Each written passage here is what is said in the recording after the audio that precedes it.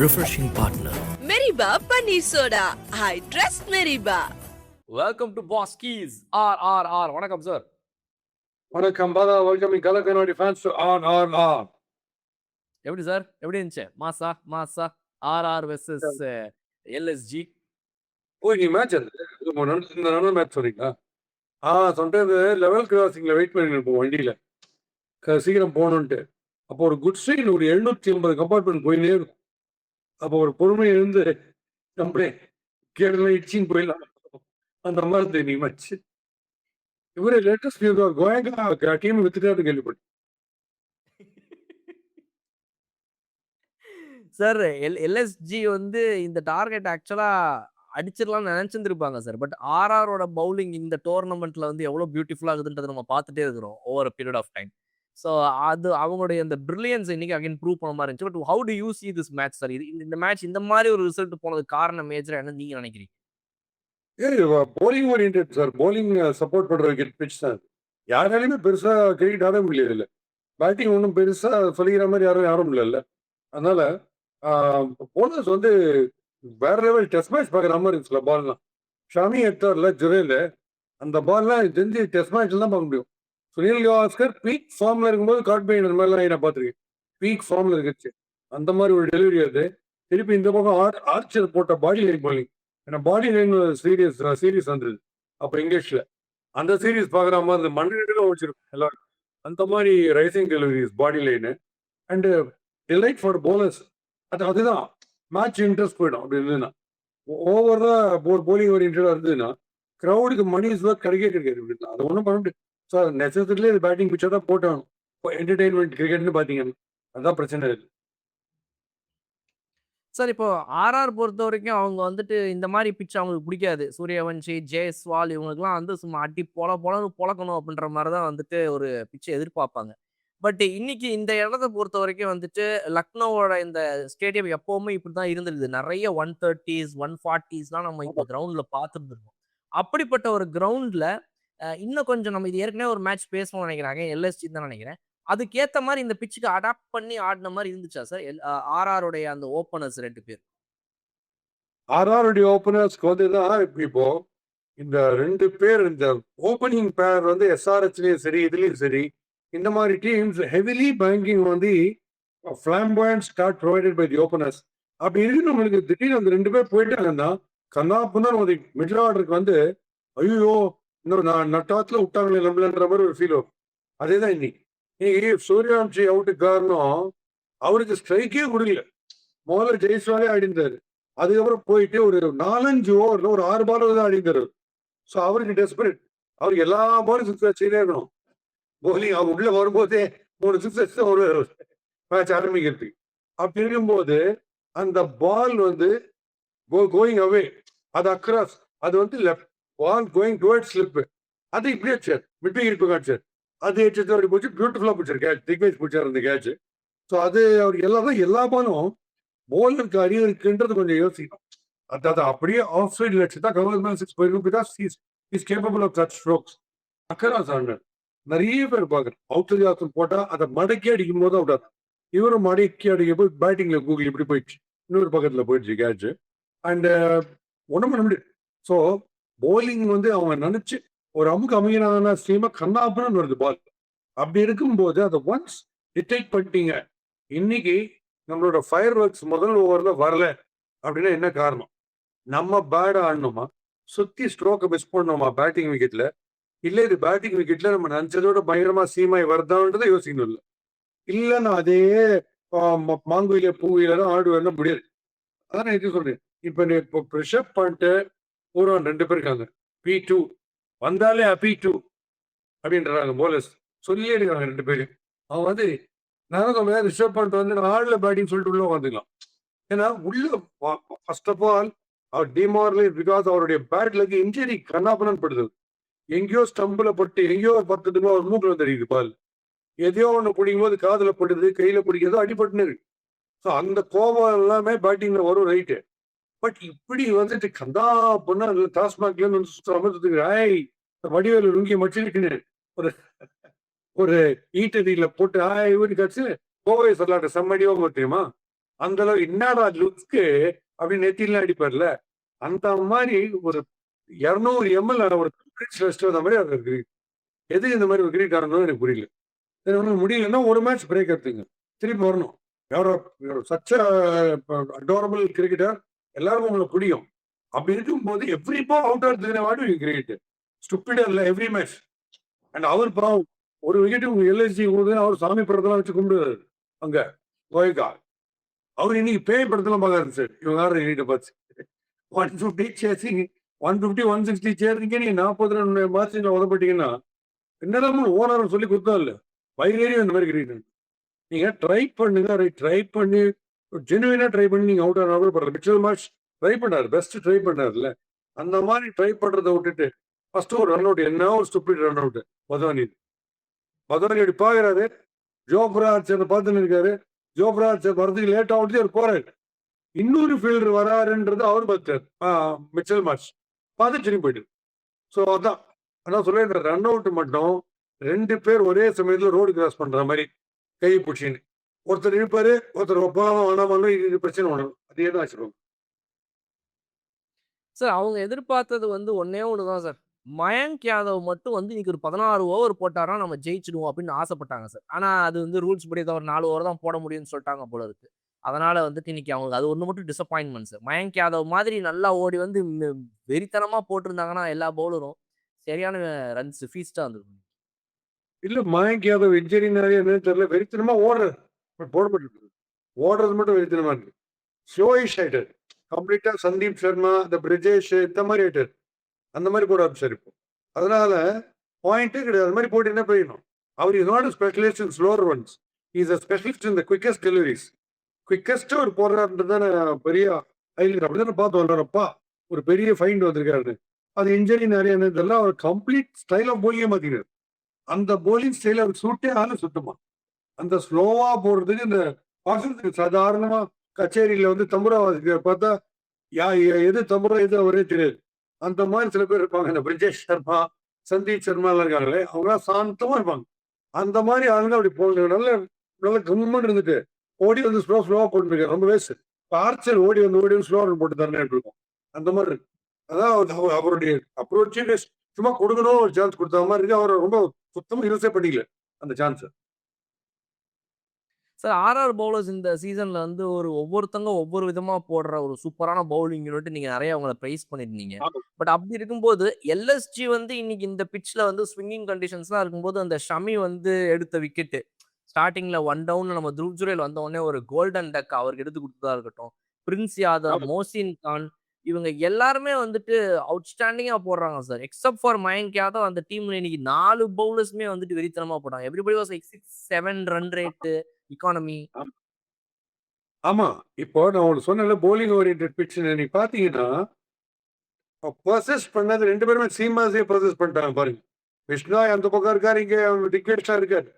மிஞ்சி போனா அவன் கண்டெயின் தான் பண்ணாங்களே தவிர பெருசா விக்கெட் எடுக்கல. 1 விக்கெட் 2 விக்கெட் அவ்வளவுதான். பட் மெஜாரிட்டி எடுத்து பாருங்க சார், சீமாஸ் தான். ஸோ அது கிளியரா ஃபாஸ்ட் போலிங் ஹெல்ப் ஆயிட்டு இருக்கு பிட்ச். அது பார்த்தே கண்டுபிடிக்கணும். ஸோ ஒரு ஒரு வாட்டி பார்த்துட்டாங்க பாருங்க. நீங்க மழையில போயிட்டு இருக்கும்போது ஒரு வண்டி தடக்குன்னு ஒரு பள்ளத்தில் இறங்கிடுச்சுன்றது பின்னாடி இருக்கிற பார்த்துட்டான்னா கொஞ்சம் மாறி தானே போகணும். ஸோ இவங்க திருப்பி சேசிங்ல எல்எஸ்சிக்கு தெரியுது இது not easy pitch to bat இருந்துச்சு. அவங்க அப்ரோச் மாத்தி வேணாமா. அவர் நான் சொன்ன P2 வந்து P2 மாதிரி 2M அவன் மிச்சல் மார்ச் மார்க்கிறான். அதுல மிச்சல் மார்ச் ஒருத்தர் நிக்கிறது, கொஞ்சம் பார்க்கலாம் போயிட்டு. அந்த 2 பேருக்கு என்னன்னு தெரியல. யாரோ ஒருத்தர் உடனே போயிடுறாங்க. முன்னெல்லாம் நல்லா விடுவாங்க 2 பேரும்.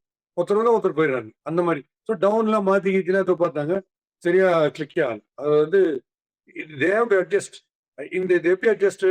திலக் வர்மா மாதிரி முதல் நான் சொன்ன ஃபார்முலா அப்படியே ஃபாலோ பண்றது. திலக் வர்மா முதல் 15 பால் 20 பால் பரவாயில்ல, என் ஸ்ட்ரைக் ரேட் இருந்தா கூட பரவாயில்ல, let me get the feel, but take it from me, அது அப்படியே காம்பன்சேட் டபுளி செகண்ட் ஹாஃப்ல. அந்த மாதிரி கிரிக்கெட் தான் இந்த பிச்சில் ஆட முடியும். சும்மா வந்துட்டு நீங்க சொல்ல முடியாது இந்த பிச்சில்.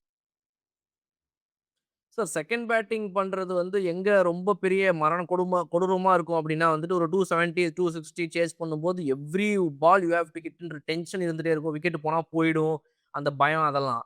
பட் ஆனா சேசிங் பண்றது இந்த மாதிரி பிட்ச்ல ஆக்சுவலா வந்து ஒரு வரம் இல்ல சார். ஓகே ரைட், பிட்ச் இவ்வளவு ஸ்லோவா பிஹேவ் பண்ணுது.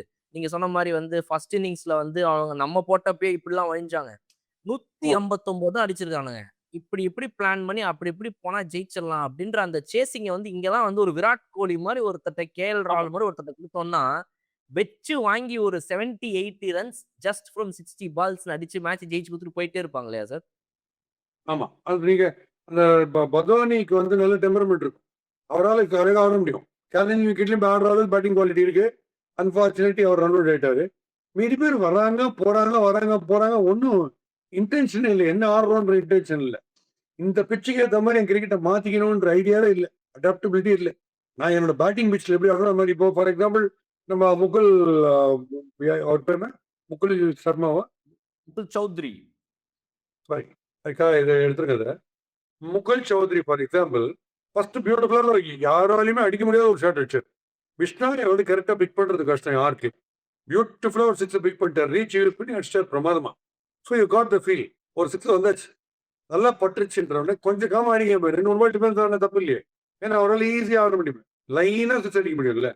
அப்போ அவரை பிளான் பண்ணி அடிக்க அந்த இவர் துணி துவைக்கிற ஷாட் போடுவாங்க போடுவாங்க. அந்த மாதிரி பிளான் பண்ணி ஷார்ட் டிஷா போடுற பவுன்சரை வந்து ஸ்லோயிஷா போடுறாங்க. அதை நல்லா மேல வருது அடிச்சுதான் ஆகணும்னு ஒன்று அவசியம் இல்லையே. கிளைட் பண்ணிட்டு வரும்னு ஓடலாம்ல. அது அடிக்கிறேன் அடிச்சுட்டு கட்சியில கவர்ஸ்ல அடிச்சு அவர் அது பரவாயில்ல அந்த கேட்சை பிடிச்சிட்டு புல்லெல்லாம் ஒரு வீக்கு இந்த தண்ணியில எடுத்து குடிச்சு என்னென்னமோ பண்ணிட்டாரு அந்த கேட்சை பிடிச்சி. அவர் அவ்வளவு வெளியிட்டார் அந்த கேட்சை பிடிச்சி. 2 கேட்ச் பேக் டு பேக் பிடிச்சாரு. அவனுக்கு சும்மா சொல்றாரு 150 160 ஸ்கோரை டிஃபெண்ட் பண்ணி ஒரு பெரிய டீம் நல்ல பேட்டிங் இருக்கிற டீம் எடுக்கிறது பெரிய விஷயம் தான். சமயம் அங்க ஏன்னா இங்கேயும் பாருங்க பேட்டிங் கடைசியா ஒரு பெயின்ஸ் டேக்கிங் ஒரு 40 பிளஸ் அடிச்சாரு. எந்த ஸ்ட்ரோக்கும் ஃப்ரீ ஆகவே முடியல பாருங்க. அதனால not an easy pitch to bat. பயங்கரமா மைண்டை யூஸ் பண்ணி பிரெயின் யூஸ் பண்ணி கிரியேட் ஆகணும். பிடிவாதமா இருந்தாங்க எல்எல்சி. நோ நாங்க எல்கேஜி தான் சான்ஸே கிடையாது அப்படின்னு எங்க ஓனர் கிட்ட திட்டுவாங்க. அந்த ஓனர் பார்த்தா நீ ஒரு புதுசா ஒரு புக் வச்சு ஒவ்வொரு பேஜா பட்டினுக்கிறாரு. என்னடான்னு விசாரிச்சு பார்த்தா என்னென்ன புது கெட்டாரத்து இருக்கு திட்டத்துக்கு எல்லாரையும் பார்த்துக்கிறாரு ஒரு புது டிக்ஷனரி. சார் நான் இது ஆக்சுவலா அதான் சார் கேட்கணும் வந்தேன். நீங்க இவரு ரவீந்திர ஜடேஜா பத்தி சொன்னனால நான் என்ன கேட்கணும் வந்தேன்னா ரியன் பரக், அப்புறம் Shimron Hetmyer, Ravindra Jadeja, Donovan ஃபெரேராலாம் வந்துட்டு அவர்னால சும்மாவே இருக்க முடியாது சார். வச்சு வாங்கணும் 600 இடத்துல வருவாரு. ஆனா இன்னைக்கு இந்த பிச்சு இப்படி இருக்குது. அவங்களும் அதை யூட்டிலைஸ் பண்ணி பவுலிங் போடுறாங்கும் போது த்ரோ பண்ணாம they all batted at 105 strike rate, 120 strike rate, run ball தான் சார். அதுக்கும் கம்மி. அதாவது ரியன் பராக்லாம் வந்துட்டு 19 பால்ஸ் விளையாடி 20 தான் அடிச்சிருந்தார். ஸோ அவர் வந்து ரன் பால்க்கும் கம்மி. ஸோ அப்படி வந்து அவங்க ஆக்சுவலா அதை யூட்டிலைஸ் பண்ணனால தான் everybody were able to score 20 each and Ravindra Jadeja ஒரு 40. ஸோ அந்த 100 ரன்ஸ் வந்து அவங்களுக்கு மேட்டர் ஆஃப் ஒரு 10 ஓவர்ஸ் தான் சார் கிடைச்சிருக்கு. 10 overs sir. More than that. So அந்த தாட் ப்ராசஸ் இவங்களுக்கு இல்லன்ற மாதிரி இருந்துச்சு. இல்ல இவங்களுமே லக்கி 150 வந்தது. 150 மாயங்கியாத ஒரு போக்கோட போட்டு ஒரே ஒரு ஹெட்மேயர் இருக்குது.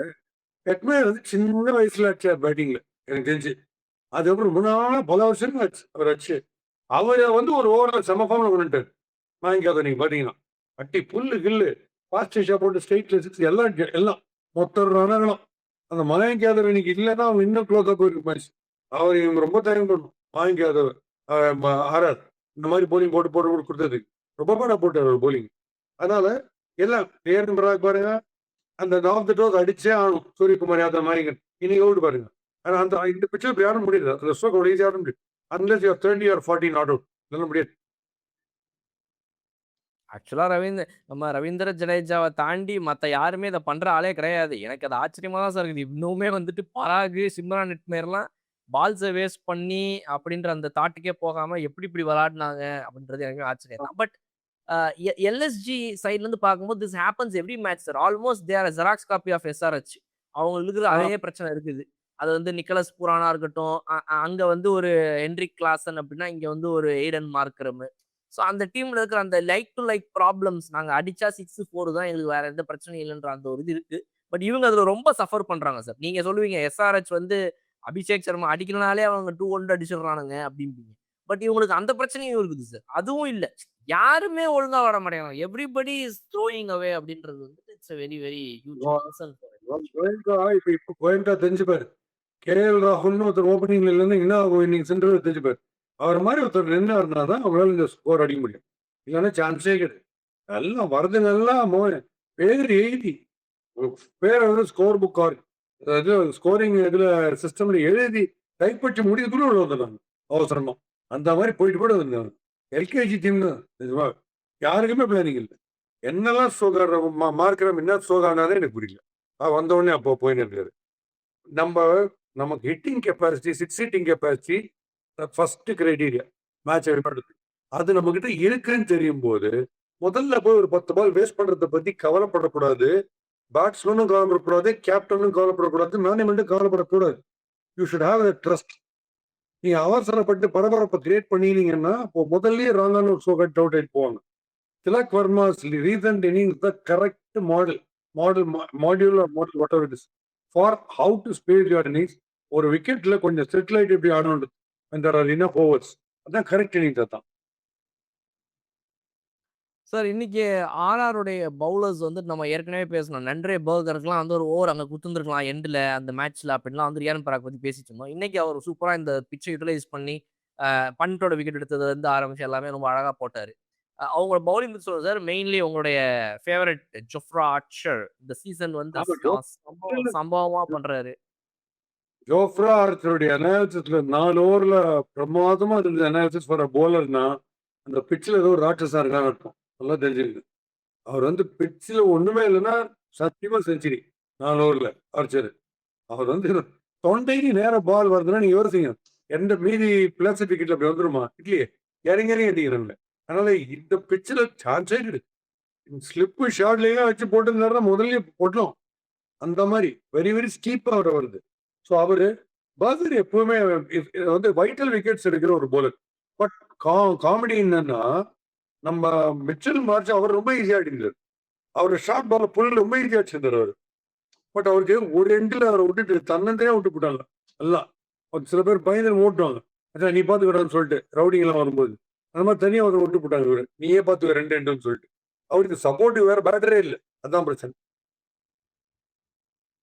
ஸோ டெஃபினெட்லி இந்த மேட்ச்ல இருந்தாவது அட்லீஸ்ட் ஒரு லெசனை எல்எஸ்ஜி லேர்ன் பண்ணி அப்படியே எல்லாத்தையும் மாற்ற ஆரம்பிப்பாங்க நெக்ஸ்ட் மேட்ச்லேருந்து அப்படின்னு நம்பலாம். Will wait and watch. Because நல்ல ஹிட்டர்ஸ் இருக்கிற டீமு கொஞ்சம் சென்சிபிள் பேட்டிங் ஆடினாங்கன்னா ஆக்சுவலாக ஒரு இன்ட்ரெஸ்டிங்கான மேட்சை கொடுக்கறதுக்கான எல்லாமே இருக்கிற ஒரு டீம். உங்களுக்கு பிடிச்ச நிக்கலஸ் புரான் இருக்கிறாரு, மார்க்ரம் இருக்கிறாரு, மிச்சல் மார்ஷ் இருக்கிறாரு, ரிஷப் பண்ட், இதை விட வேற என்ன வேணுன்ற மாதிரி batting lineup. But again sensible batting is missing. Will wait and watch how they change overs.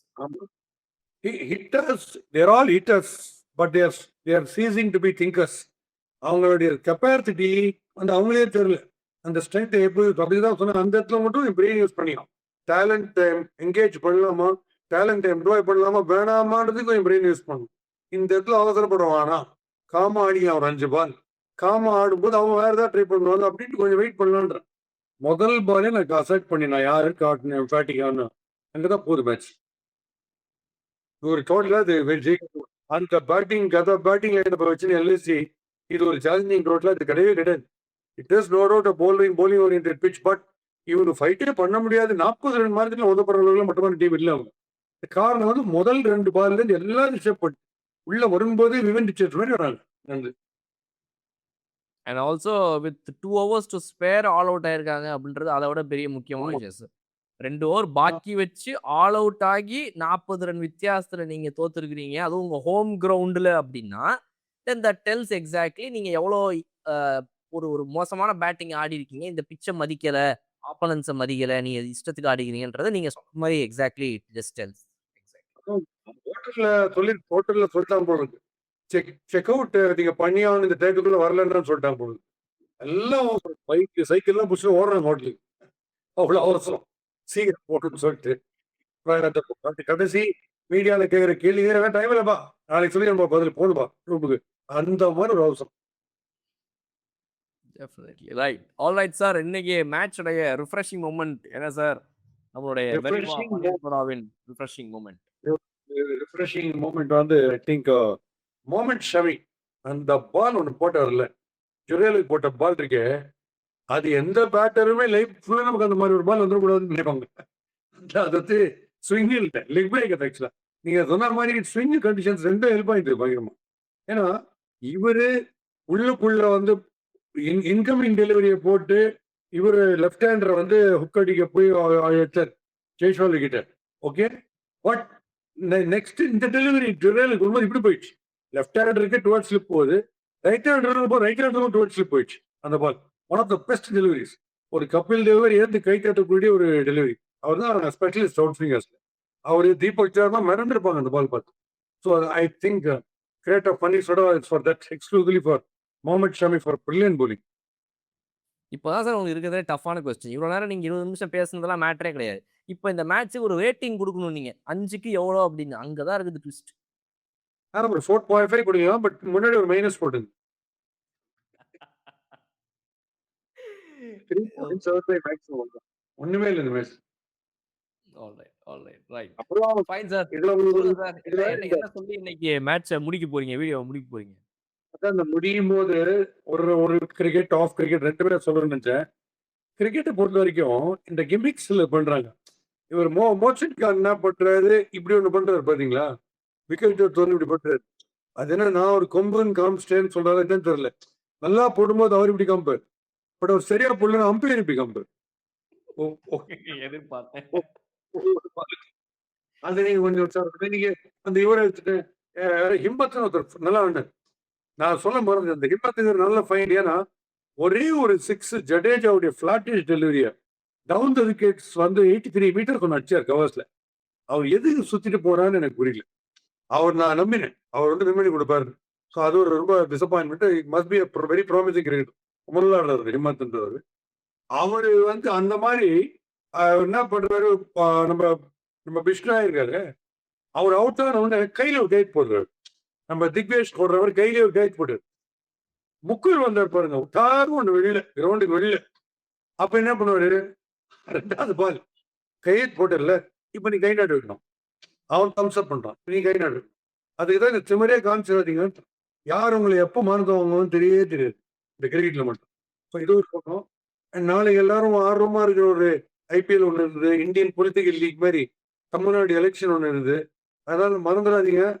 ஆக்சுவலா ஏப்ரல் 23 நாளைக்கு, ஏப்ரல் 1 நினைச்சு போறீங்க, ஏப்ரல் 23.